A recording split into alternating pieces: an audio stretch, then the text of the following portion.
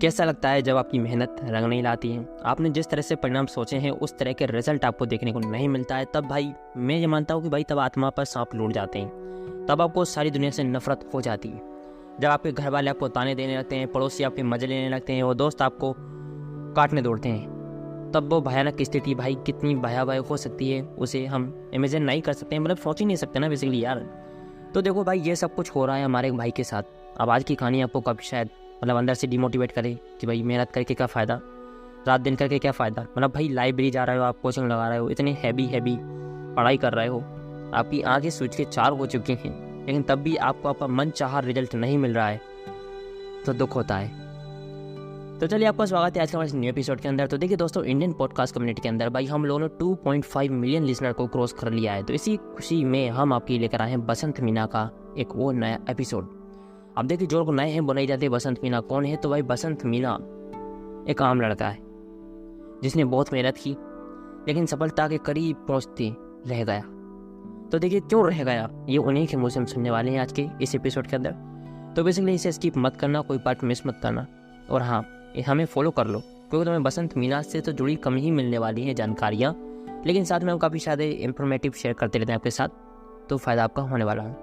तो चलिए बिना किसी टाइम वेस्टिंग के स्टार्ट करते हैं और आपको उनका छोटा सा इंट्रोडक्शन देते हैं। बसंत मीना हमारे दर्शकों को अपने बारे में कुछ बताए संक्षिप्त में।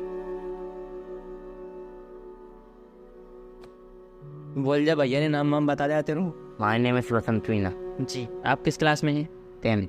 10th क्लास में। आप अपने स्कूल का नाम बताना चाहेंगे हमारे दर्शकों को? सरस्वती शिशु विद्या मंदिर। जी, सरस्वती शिशु विद्या मंदिर। जैसा कि आप नाम से ही सुन सकते हैं कि जिस तरह से इसका नाम लंबा है उसी तरह से भाई इसके अंदर कितनी ज़्यादा नॉलेज, विद्या, एजुकेशन दी जाती है बच्चों को। लेकिन जैसा कि हमारे बसंत मीना एक छोटे से कस्बे से आते हैं जो कि ग्राम लालूनी है। तो देखिए आप एक बार इमेजिन करके देखिए भाई इस तरह का बंदा जो ऐसे वातावरण से निकल कर आता है जहाँ पर पढ़ाई के नाम पर आपको सिर्फ लंच मिलता है, जहाँ आपको एजुकेशन के नाम पर सिर्फ टाइम पास दिया जाता है। उस स्थिति से निकलने के बाद बंदा देखता है टफ कंपटीशन नेक्स्ट लेवल का, क्योंकि भाई ये आ चुका था कस्बे से निकल कर एक बड़े शहर में, गुना में। तो बेसिकली हमारे बसंत मीना ने काफ़ी मेहनत की, उसने उस माहौल में फिट होने के लिए लगातार मेहनत की, दिन रात एक किए, 7 दिन एक किए। उसने कोचिंग ज्वाइन की, साथ में लाइब्रेरीज भी गया कि भाई घर पर शोर होता है तो वहाँ पर पढ़ सके। मतलब उसने अपनी ओर से 100% एफर्ट्स डाले। हाँ वो बात अलग है कि उससे रिजल्ट वैसा नहीं मिला, वो बात की बात है, लेकिन उसने अपनी ओर से पूरी कोशिश की। तो चलिए बसंत मीना से जानते हैं कि उन्होंने क्या क्या मतलब किस तरह से उनकी प्रिपरेशन थी इस पर्टिकुलर एग्जामिनेशन के लिए 10th क्लास के। तो बसंत मीना आप बताइए कि आपने क्या तैयारी की थी, मतलब आपने किस तरह से पढ़ाई की थी?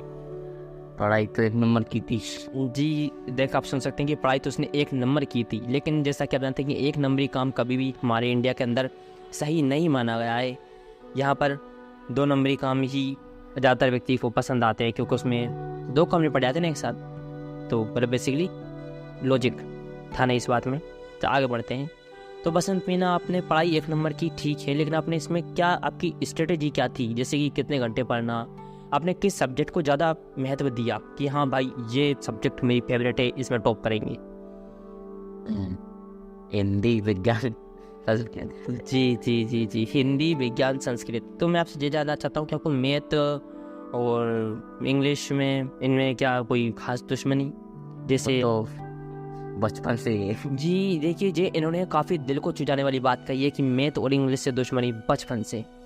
तो जी मुझे भी थी और आपको भी होगी।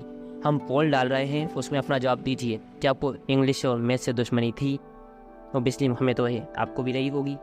तो बसंत मीना हम आपसे ये जानना चाहते हैं कि आपका जो सबसे अच्छा परफॉर्म रहा है वो किस सब्जेक्ट के अंदर रहा है? हिंदी। जी, आप कितने नंबर लाए हिंदी में, कितने मार्क्स आए आपके? 65। ये देखिए गाइस, ये देखिए यही होता है भाई, जब आप मेहनत करोगे ना जी तोड़, तो आपको भी इतना अच्छा स्कोर देखने को मिलेगा। और वैसे आपके किस सब्जेक्ट ने आपको बहुत बुरी तरीके से धोया है?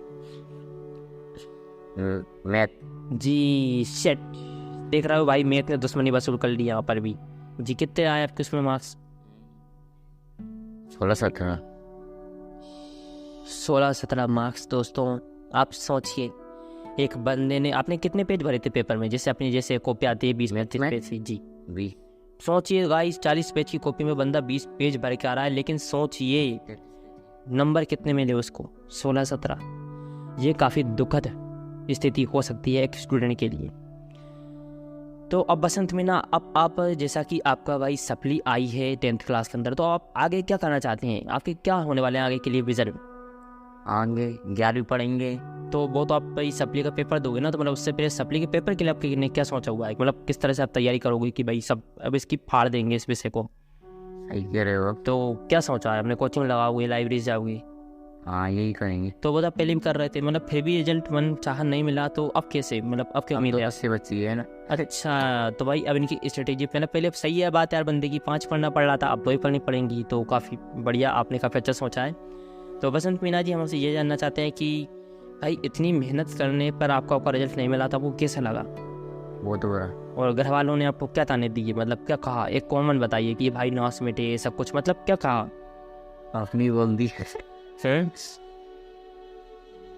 मतलब कोई भी एक डायलॉग बता दीजिए ताकि हमारे दर्शकों को भाई रिलेट कर पाए बंदा कि हाँ यार मेरे बाप ने मुझसे ऐसे बोला था कुछ, मतलब जैसे कुछ भी कहा हो। मेरे परिवार को मुझे छेड़ते थे। अच्छा, इससे घर वाले से छेड़ते थे, वो नल्ला, बेरोजगार, छपरी, इस तरह से, है ना? यस। तो देखिए दोस्तों, इसके साथ कितना अत्याचार हुआ है आप इससे अंदाजा लगा सकते हो। नल्ला, छपरी, बेरोजगार, ये इतनी बड़ी गालियाँ हैं ना भाई, इसके आगे दुनिया की हर गाली फेल है। मतलब सोच रहा हो भाई, मैं इससे आप देख नहीं पा रहे हो, बेसिकली ये ऑडियो पॉडकास्ट है इसलिए, बट मैं इसे देख पा रहा हूँ। वही बंदा ये नल्ला बेरोजगार हो बोला बात है, पर छपरी तो नहीं है, छपरी बिल्कुल भी नहीं है दोस्तों। तो भाई इसकी एक पिक भी अगर आप चाहते हो देखना तो मेरे इंस्टा पे आ जाना, मैं वहाँ पर दिखा दूंगा, लिंक नीचे है, तो एक बार ज़रूर विजिट कीजिएगा। तो दोस्तों, आज के इस पॉडकास्ट के अंदर भाई मैंने आप लोगों को एक ऐसे व्यक्ति से मिलवाया जो दुनिया के ताने सुनकर हार चुका है। अपनी मेहनत, जी तोड़ मेहनत के बावजूद इसे मनचाहा रिजल्ट नहीं मिला है, वो अलग बात है, लेकिन क्या करें, मेहनत तो काफ़ी की पसंद ने। और वैसे आपके वो गर्लफ्रेंड का क्या हुआ? धोखा। तेरी माँ की, अब साले पढ़ाई करने नहीं माँ गर्लफ्रेंड बनाने जाता था, हैं? इसीलिए ये हालत हुई तेरी। देखिए दोस्तों, यही होता है। अब यहाँ पर मुझे डायलॉग याद आ चुका है, मेहनत करो इतना, नहीं तो होगा खेद, मिली भी गई तो क्या दे देगी, मलमूत्र का छेद। चलिए दोस्तों, आज के इस एपिसोड को ख़त्म करते हैं, और मुझे उम्मीद है कि आपको इससे बहुत कुछ सीखने को जरूर मिला होगा कि आपको लाइब्रेरी और कोचिंग में जाना चाहिए, लेकिन अगर आपका उद्देश्य गलत है, जैसे कि गर्लफ्रेंड बनाना, तो आपको सफलता कभी नहीं मिल सकती। चलिए मिलेंगे नेक्स्ट एपिसोड में, तब तक के लिए बसंत की बजाते रहो तालियां, और हमारे इस पॉडकास्ट को लाइक करें, शेयर करें, और साथ में फॉलो भी करिए। चलिए मिलेंगे नेक्स्ट एपिसोड में, तब तक के लिए जय हिंद, जय भारत।